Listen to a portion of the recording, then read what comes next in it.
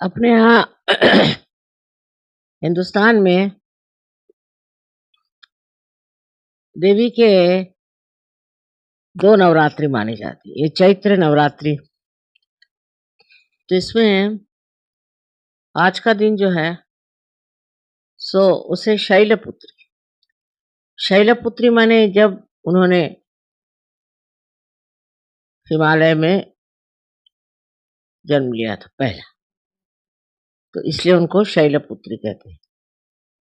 और फिर इसमें और भी उनके नाम हैं, लेकिन शैलपुत्री की विशेषता ये है कि उनका प्रथम जन्म शैलपुत्री के रूप से।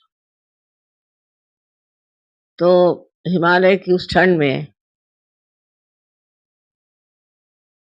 देवी का जन्म हुआ और जो कुछ भी उन्हें करना था वो वहीं सीमित रहा शैलपुत्र।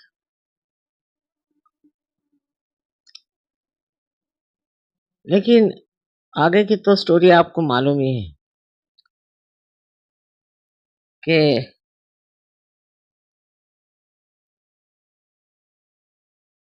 दक्ष ने जो हवन बनाया था उसमें उन्होंने शिव जी को आमंत्रण नहीं दिया। ये शिव जी की पत्नी, तो फिर देवी ने उनको सती कहते, तब सती रूप थे। उन्होंने जा करके हवन कुंड में अग्नि में अपनी आहुति दी। तब शिव जी आए और उनके शरीर को उठा के और निकले, तो वो अनेक जगह उनके शरीर के टुकड़े गिरे और उस जगह हम लोग मानते हैं कि देवी की शक्ति है, जैसे विंध्याचल में है, हर जगह। तो उनकी शक्ति वहां विचरण करती है, ऐसा कहते हैं।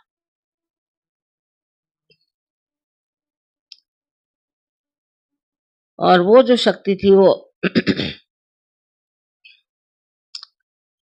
किसी भी चीज को पवित्र कर देती थी, इतनी संहारक नहीं थी। संहारक शक्ति जो थी, ये जो 7 ये शक्तियां हैं, इसमें संहारक शक्ति। उसके बाद संहारक शक्ति जो आई वो राइट साइड, और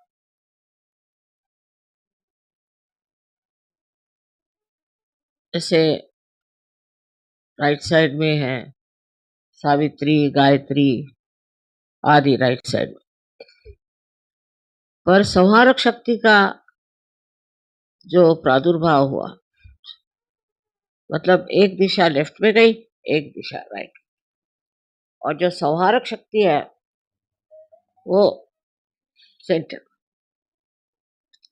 सेंटर में।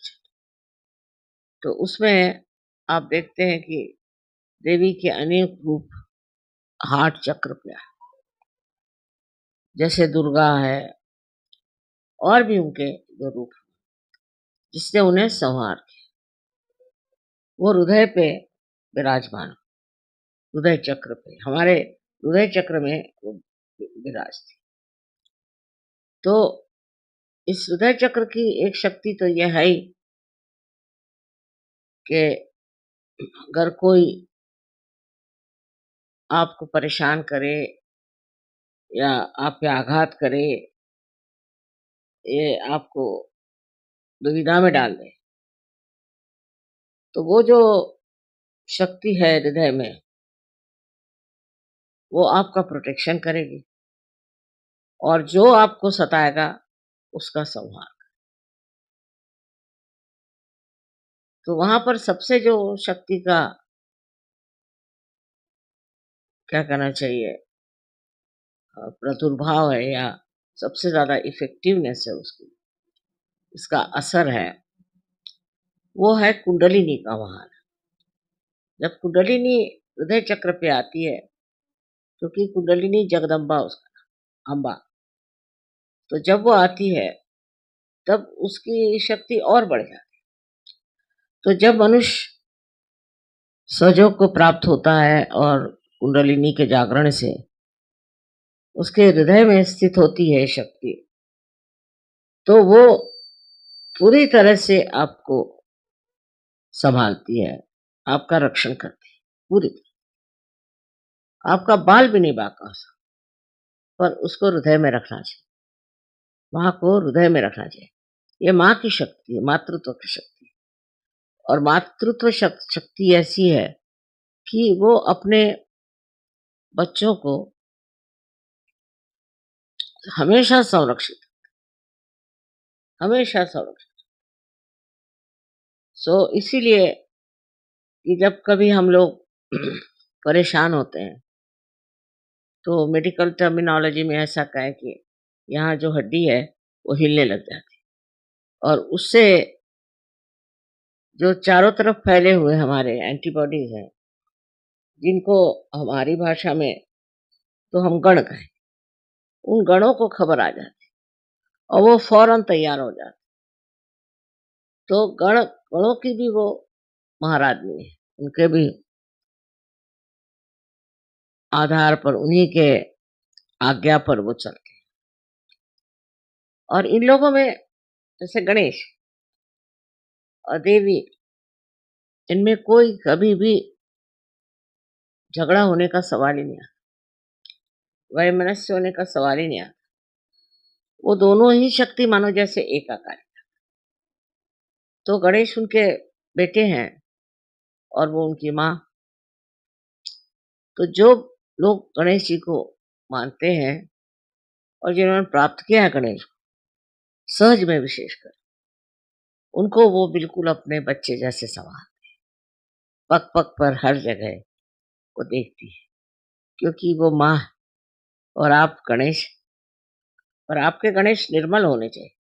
अगर गणेश में गड़बड़ है तो फिर उसको करेक्ट कर। इस प्रकार नानाविध उनकी क्रियाएं हैं। पर आज की विशेषता ये है, कहते हैं कि सर्वप्रथम उन्होंने शैलपुत्री के नाम से जन्म लिया, और ये बात सत्ययुग की होगी। लेकिन उससे पहले जब आदिशक्ति संसार में आए तो एक गाय के रूप में उन्होंने जन्म, और एक मतलब इसको हम लोग कहते हैं कि वो एरिया या परम चैतन्य की जो बस्ती है उसमें उन्होंने अवतरण किया, और वहां एक गाय बन के रही। और का अस्बात ये है कि वहां गोकुल पहले बना और वहां ये गाय रही। हर एक चीज पहले बनी और उसका प्रतिबिंब या रिफ्लेक्शन हमारे अंदर है। जैसे कि सदाशिव हुए तो उनसे शिव बन, सबके ऐसे रिफ्लेक्शंस आए। उसी प्रकार देवी का भी, देवी का प्रादुर्भाव जो हुआ वो तो पहले जब जन्म लिया मनुष्य रूप में तो शैलपुत्री है, इसलिए आज का बड़ा महत्व। लेकिन उस दशा में जहाँ के मैं बता रही हूँ, जिसको कि आप कहते हैं कि परम चैतन्य की जो व्यवस्था है, स्वर्ग कहिए चाहे जो भी कहिए, उसमें उन्होंने आदि शक्ति के नाम से जन्म लिया, और वो एक गाय की स्वरूप है। इसीलिए हम लोग गाय को नहीं मानते, क्योंकि वो माँ है। और वो भी यहाँ की गाय में और फॉरेन की गाय में बहुत फर्क। इनकी शक्ल और होती, उनकी बिल्कुल अलग होती है। मुझे याद है मेरी लड़कियां छोटी थी, ग्रैंड डॉटर्स, तो पूछती हैं कि नानी यहाँ की भैंसें सफेद क्यों है? तो भैंस में और गाय के एक्सप्रेशन में कोई फर्क ही नहीं, दोनों एक ही जैसे। अब वो ही आदिशक्ति के लिए जन्म लेने का समय नहीं था, क्योंकि पहले आप जानते हैं कि द्वापर, त्रेता आदि होते गया, वो कलयुग में ही उनको आना था, क्योंकि सारे ही चक्रों को लेकर, सारे ही देवियों को लेकर, सारी ही शक्तियों को लेकर के कलयुग में आना पड़ा, नहीं तो कार्य नहीं होता। इतना घोर कलयुग, इस घोर कलयुग में कार्य करना बड़ा कठिन, पर उसमें महामाया स्वरूप होकर आना, क्योंकि घोर कलयुग में अगर कोई जाने की ये आदिशक्ति तो ऐसी मारने को दौड़े, इसलिए महामाया बन गई। और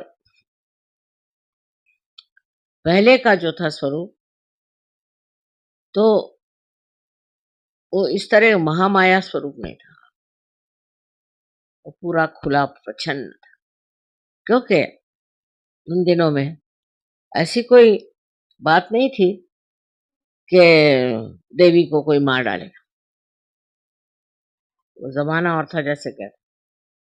अब वो भी, उनका जन्म जो हुआ हिमालय के गोद में, और उसके बाद विवाह शिव जैसे महान शक्तिशाली के साथ। तो बहुत बार लोगों को ये प्रश्न होता है कि एक नवरात्रि ये है, एक नवरात्रि, और एक देवी के लिए कहते हैं कि महाकाली है, महासरस्वती, ये सब है, लेकिन सब आदिशक्ति के ही अंग प्रत्यंग है। और इनका जो प्रादुर्भाव हुआ, वो भी ऐसे ही टाइम में हुआ कि जिस कार्य को करना था। जैसे अब आपके मेरठ में शाकंभरी देवी का प्रादुर्भाव हुआ, कि उनमें ये शक्ति थी कि वो अ, उपज को बढ़ाती थी। हम भी जब मेरठ में थे तो हमने बहुत वहाँ खेती बाड़ी करी, तो इतने बड़े बड़े बैंगन आप उठा नहीं सकते, बड़े बड़े टमाटर, और ककड़ियाँ इतनी मोटी, इतनी लंबी। कुछ समझ में नहीं आता था लोगों को, कि हमें तो 5 या 6 प्राइजेस मिले वहाँ। वो शाकंभरी देवी की शक्ति। तो जहाँ जिस शक्ति का प्रादुर्भाव होता है, वहाँ ये शक्ति जो भी हो, वही कार्य में ज़्यादा रत। अब लोग कुछ चामुंडा कहेंगे, कभी कुछ कहेंगे, तो उसमें सबको कन्फ्यूजन हो जाता है। लेकिन शक्ति के अनेक स्वरूप हैं, और जिस चीज़ की ज़रूरत जब होती है उसको इस्तेमाल करती है। तो ऐसे कोई नहीं है कि दुर्गा है तो फिर ये चामुंडा कौन है? ऐसी बात नहीं, ये सब है, और इनका होना ज़रूरी है, क्योंकि अलग-अलग देवता जिस प्रकार कार्य करते हैं, ऐसी देवी भी शक्ति स्वरूप है, और देवी के बगैर कोई भी अवतरण कुछ नहीं कार्य कर सकता। चाहे वो गुरु हो, और वो चाहे रामावतार में हो, या कृष्णावतार हो, क्राइस्ट हो, कोई हो, सबके पीछे में एक देवी की शक्ति होती है। इसलिए हमारे देश में माँ को इतना मानते हैं लोग। एक्चुअली ऐसा कहना चाहिए कि भारतीय जो है शक्ति पुजारी है।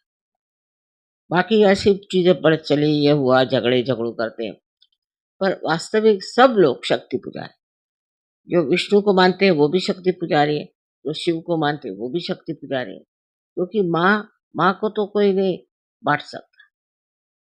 तो ये ऐसी बड़ी भारी संस्था माँ की अपने देश में है, और उसकी हमें, उसका हमें बड़ा आदर करना चाहिए।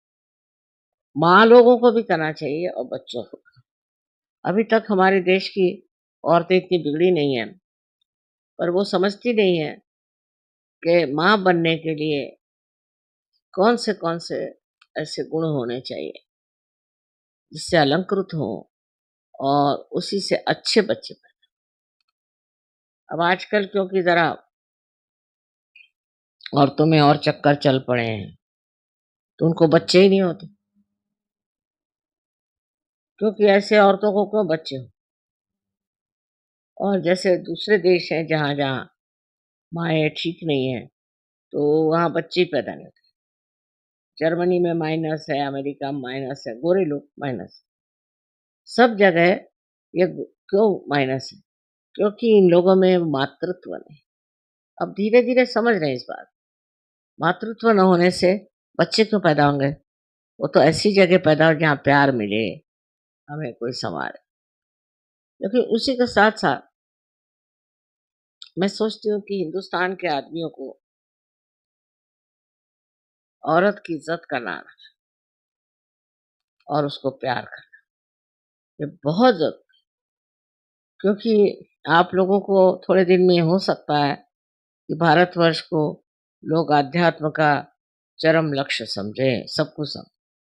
और यहाँ की जो औरतों की स्थिति है, खासकर उत्तर हिंदुस्तान में तो बहुत दुखदाई। औरत की इज़्ज़त करना माने महापाप। उसको मारना, पीटना ये तो चलते ही रहता है। फिर डाउरी सिस्टम, अनेकविध तरीके से आदमी अपने को बड़ा उससे ऊँचा दिखाना चाहता है। वो है नहीं, आदमी जिस चीज़ में है उस चीज़ में है, लेकिन औरत की उसके अंदर क्षमता नहीं है, उसके अंदर वो शक्ति नहीं, बच्चा नहीं पैदा कर सकता आदमी। तो जो औरत की इज़्ज़त नहीं करते, वो देश भी नष्ट हो जाता है और जो माँ की इज़्ज़त नहीं करते, वो भी देश नष्ट है। क्योंकि शक्ति खत्म हो गई। तो स्त्री की ये नहीं होना चाहिए कि औरतों के पीछे भाग रहे हैं, औरतों का डोमिनेशन, ये नहीं। पर इक्वल हम लोग हैं और सिमिलर नहीं, अलग-अलग।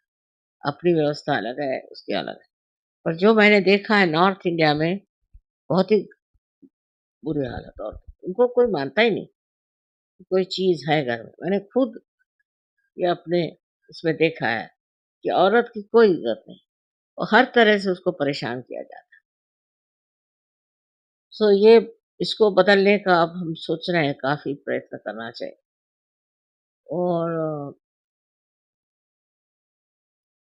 ये दूसरा सृजन का कार्य, ये किसी का नाश करने का नहीं, पर सृजन का कार्य है। अगर ये हो जाए, ये सृजन का कार्य बन जाए, तो हमारी भारत भूमि जो है सस्य श्यामला। हमें इसके लिए कायदे कानून बनाने की ज़रूरत नहीं, अंदर से ही हमें समझना चाहिए कि स्त्री जो है, ये देवी के ही लक्षण में है। अब वो अगर कोई खराब हो तो दूसरी बात, पर स्त्री एक देवी है और उसकी इज़्ज़त करना, उसको सँभालना और उसको हर तरह की हर तरह मदद करना, ये हर एक पुरुष का कर्तव्य, पर ऐसे होता नहीं। पुरुष हमेशा ऊपर पे जमा रहता है, हर एक मामले में। उसके पास बुद्धि ज़्यादा होती है, पर हृदय तो स्त्री के पास होता है।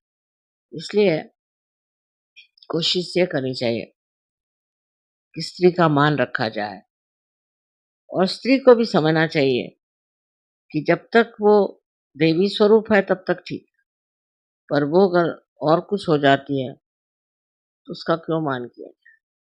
इसलिए उसमें भी ये गुण विशेष आने चाहिए और उसमें भी ये बात आनी चाहिए। अगर किसी स्त्री में नहीं है, तो उससे आप छोड़ दीजिए, उसको आप अलग हटा दीजिए। और जिसमें है, उससे ठीक बर्ताव करें।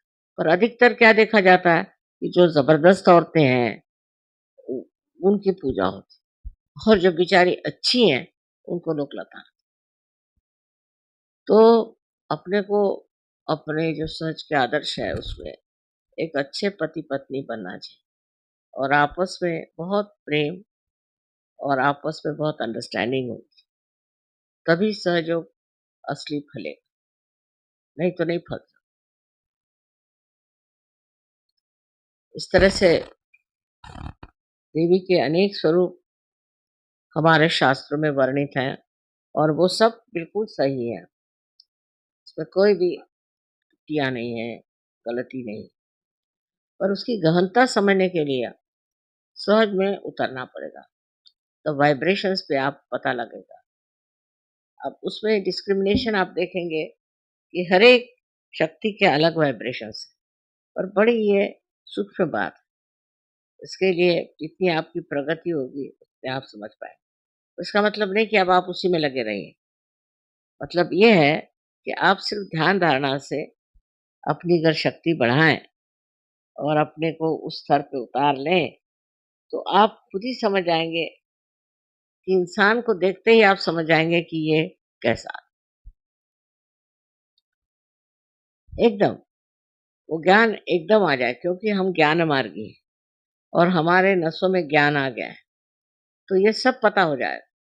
पर उसके लिए ध्यान करना बहुत ज़रूरी और कोई इसका मार्ग नहीं है कि आप बड़े पूजन करिए, भजन करिए और ये करिए, वो कर कुछ ध्यान करना और उसके साथ ही साथ इंट्रोस्पेक्शन मैं क्यों कर रहा हूँ ऐसे?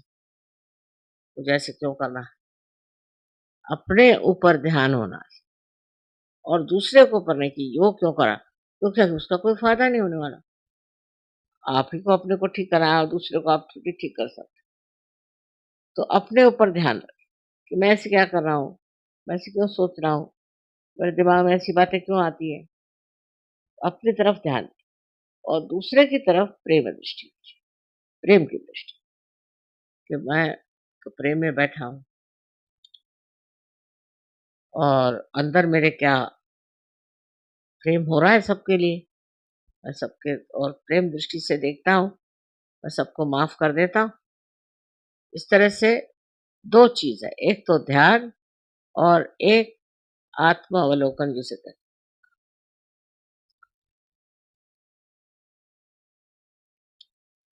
तो ये 2 चीज़ों से मनुष्य की प्रगति होती है। माने एक तो ध्यान, वो तो बात सही, कि ध्यान से आप अपने अंदर और चैतन्य अंदर लेकर के और बढ़ और अपने अवलोकन से, अपने के इंट्रोस्पेक्शन से भी आप अपने अंदर के जो बीच में ऑब्स्टिकल्स हैं, उनको निकालें। जैसे एक नदी का प्रवाह बह रहा है, अब उसके अंदर बहुत से पत्थर हैं, कुछ है, तो प्रवाह ठीक से बह नहीं सकता। अगर वो पत्थर क्या हैं आप देख दें और निकाल लें, तो कुंडलिनी का प्रवाह बिल्कुल बहुत ज़ोरों में बह सकता है। और वही उसके बाद यही बात है कि आप स्वयं ही इसको महसूस करेंगे, उसकी प्रतीति होगी कि आप एकदम स्वच्छ हो, अब कुछ रहा नहीं आप, एकदम स्वच्छ हो, वो चीज़ अंदर से आनी चाहिए। उसमें एक तरह से मैं कहती हूँ ध्यान तो आप लोग करते हैं, ये मुझे मालूम, लेकिन इंट्रोस्पेक्शन अपने बारे में सोचना चाहिए।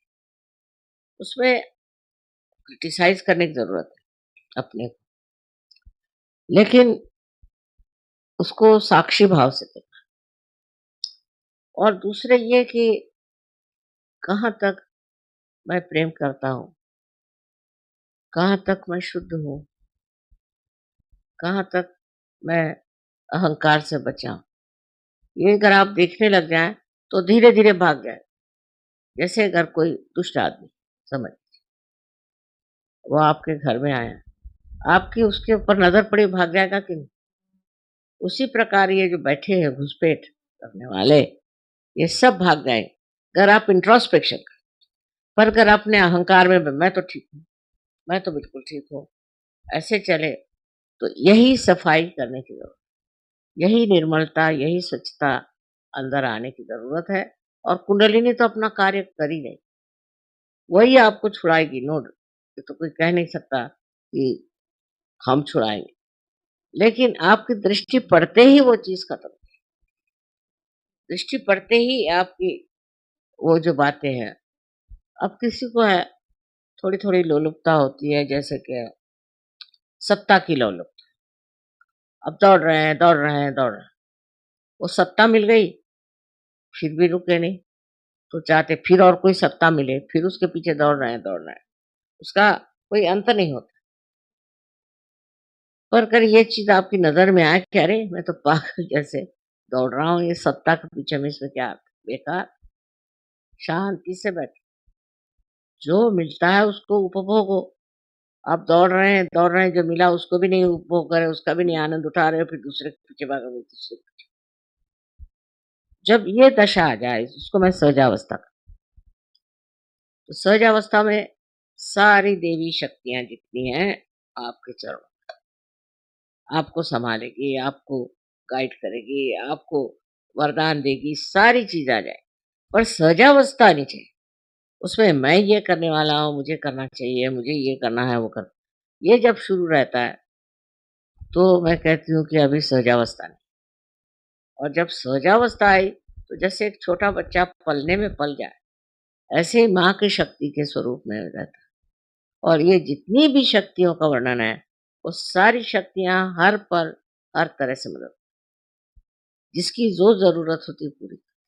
हर एक शक्ति में कोई न कोई ऐसी विशेषता है और इसलिए शक्ति की हम लोग पूजा करते हैं और उसको मानते हैं।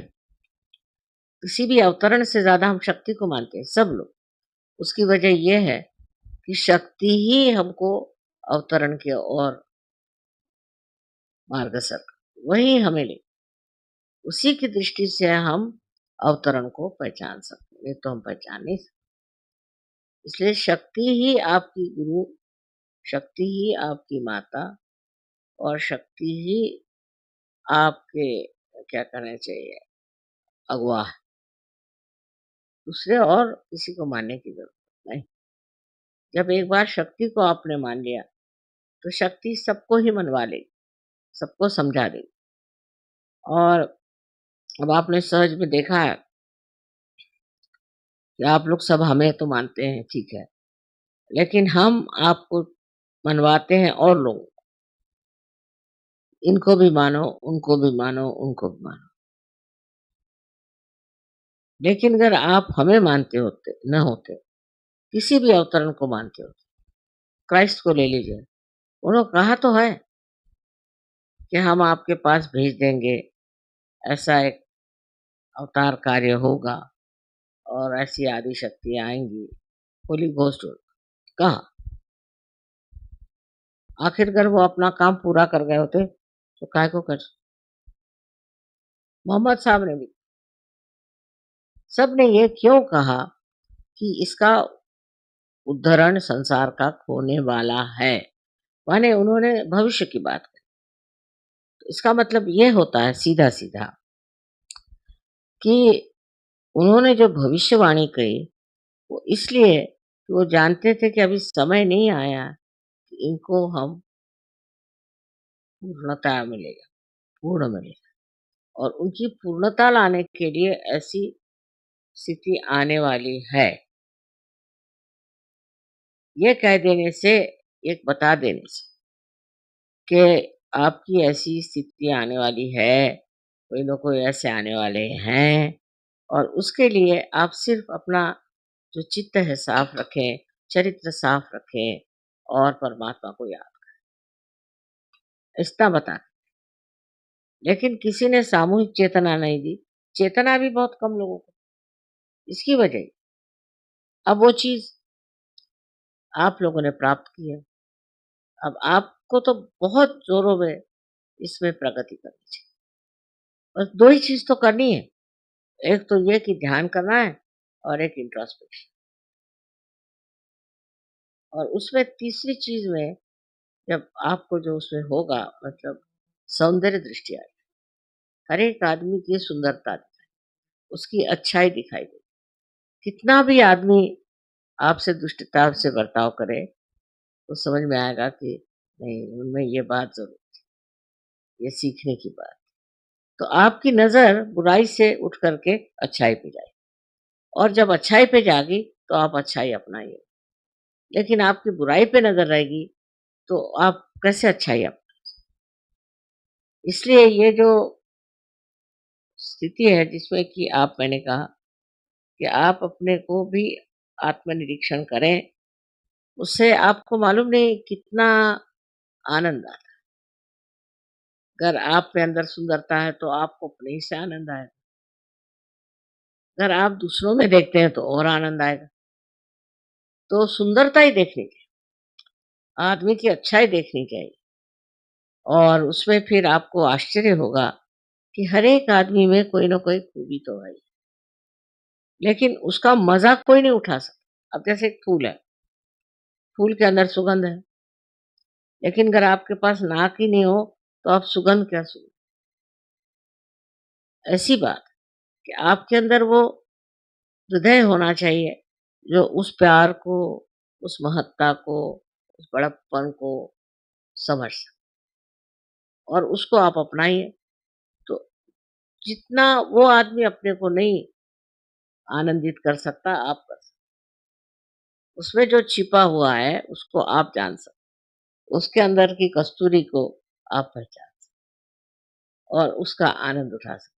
सो दूसरों से आनंद उठाना सीखना, ये शक्ति का ही कार्य। शक्ति आनंदमयी,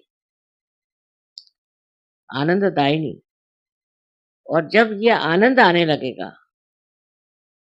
तब आप देखिएगा कि आप समझ जाएँगे कि अब तो हम हो गए सहज। तो ये सहजावस्था की दृष्टि ही आपकी गलत चीज़ों पे नहीं है, क्या फ़ायदा? क्योंकि आपको कुछ किसी का संहार नहीं करना है, किसी को नष्ट नहीं करना है, वो तो देवी का काम, आपको नहीं करना। तो सारे दुनिया का जो आनंद अलग-अलग जगह छिपा हुआ है, उसका आकलन करना, उसका उपभोग लेना आपके नसीब में है।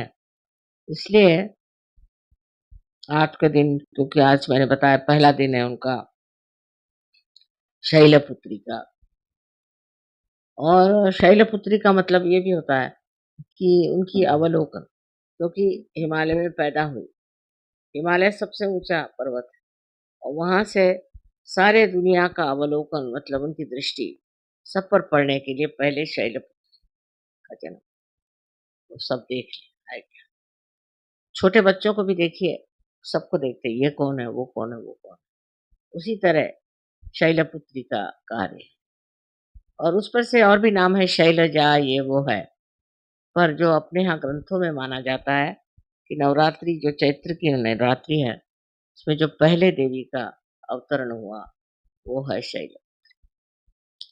बहुत जगह चैत्र की इसको बहुत मानते हैं, जैसे बिहार में आपके यहाँ छठ होती है, तो षष्ठी के दिन वहाँ होती है छठ। वो ये इस इनमें से। और दूसरी जगह कहीं गायत्री, कहीं कुछ। अब गायत्री मंत्र भी बहुत राइट साइडेड आदमी को नहीं कहना चाहिए, क्योंकि राइट साइडेड पावर्स, उनको उससे अच्छा लेफ्ट साइड की मंत्र का है, जो बहुत राइट साइडेड है। जो लेफ्ट साइडेड है वो राइट साइड के मंत्र का है। इस तरह से बैलेंस आ जाए, तो मतलब ये समय है आनंद विभोर होने का है। इतने बड़ा महत्वपूर्ण समय है और हमारा भी जन्म ऐसे ही समय में हुआ। तो कमाल तो ये है कि इसके बाद, हमारे जन्म के बाद नवरोज, वो भी यहीं से शुरू हुई और हमारे जन्म के बाद ही नवरात्रि शुरू हुई। इसके बड़े कमाल के कॉम्बिनेशंस हैं।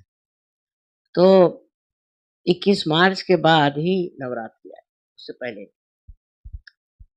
इस प्रकार ये चैत्र की जो है बड़ी कमाल है। और अपने यहाँ चैती वगैरह से गाने भी होते हैं, उसके एक ढंग होता है गाने का, चैती चैती गाना। क्योंकि क्या कि जिस ये पहले के साधु संतों ने और कवियों ने और बहुत सारे गायकों ने, जब चैत्र की वो खुशियों को पाया, तो वो स्वर में बदल गए, तो वो गाना शुरू हो गया।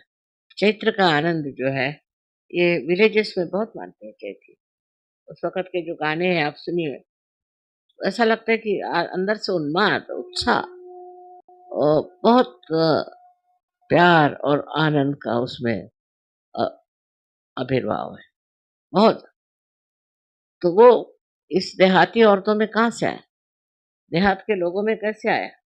वो इतनी सुंदर कविता लिखते हैं, इतनी सुंदर है कि वो कहाँ से आया? वो यही कि वो लोग सरल हृदय लोग थे, तो वो यही चीज़ देखते थे, इसको ही प्राप्त करते और प्राप्त किया।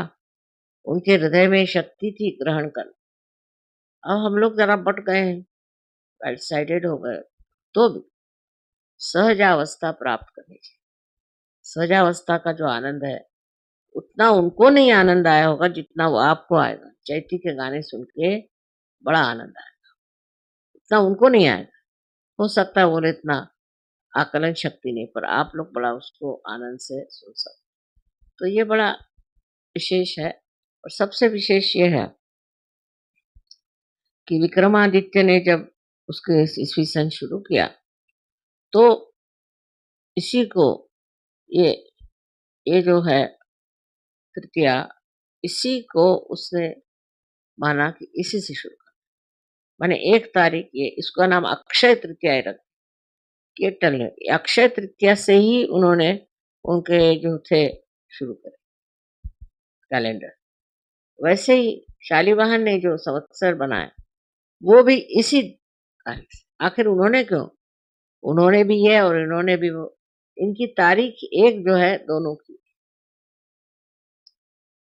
आश्चर्य की बात है, क्योंकि इसने विक्रमादित्य का राज्य था, उसपे इन्होंने शालिवाहन ने अटैक किया, उनको हराया। वो तो बब्रुवाहन उनके मतलब शालिवाहन के वो पोते थे शायद, और उनको हराया।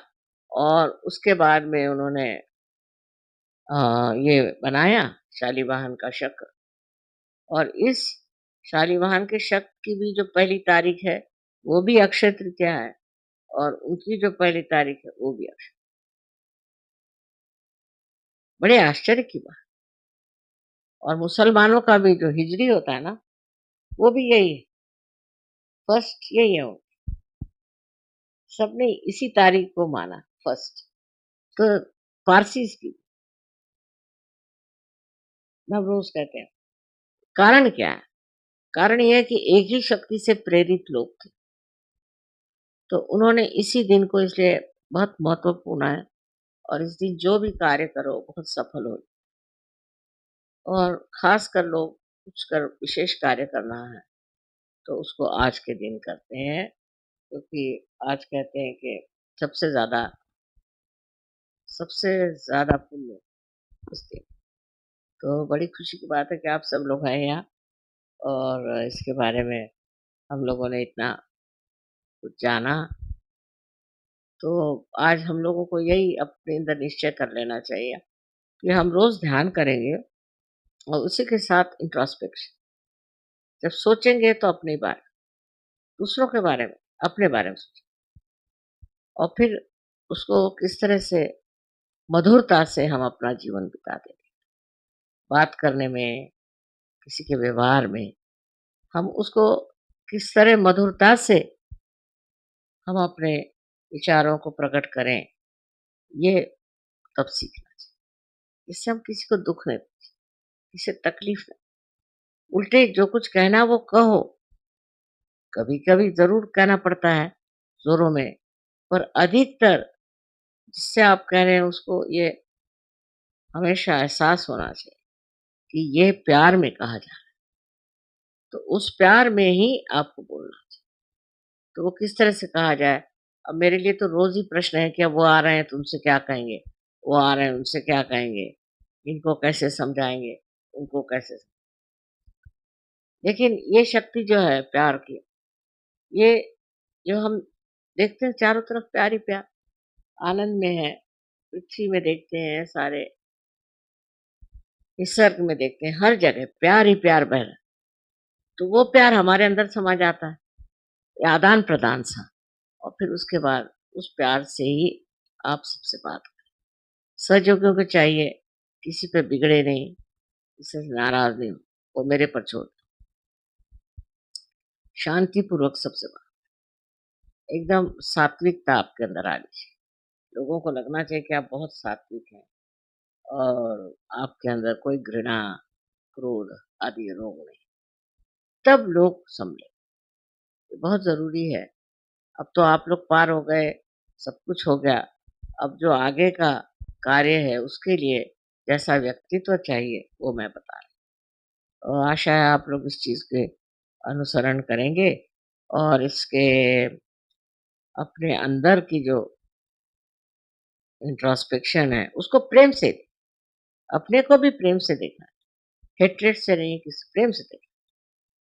और फिर आपको समझ में आ जाए कि अरे ये क्यों मैं कर रहा हूँ, जाने दो, छोड़ो। इस तरह से एक आदमी में एक तरह की सात्विकता आ जाए, आदमी बड़ा ही सात्विक हो। इसी प्रकार से सहयोग बहुत सुंदर हो जाएगा और मेरा जो एक स्वप्न है कि सारी दुनिया में इतने सहयोगी हो जाएँ कि दुनिया ही बदल जाए, तो वो होना चाहिए। अनंत आशीर्वाद।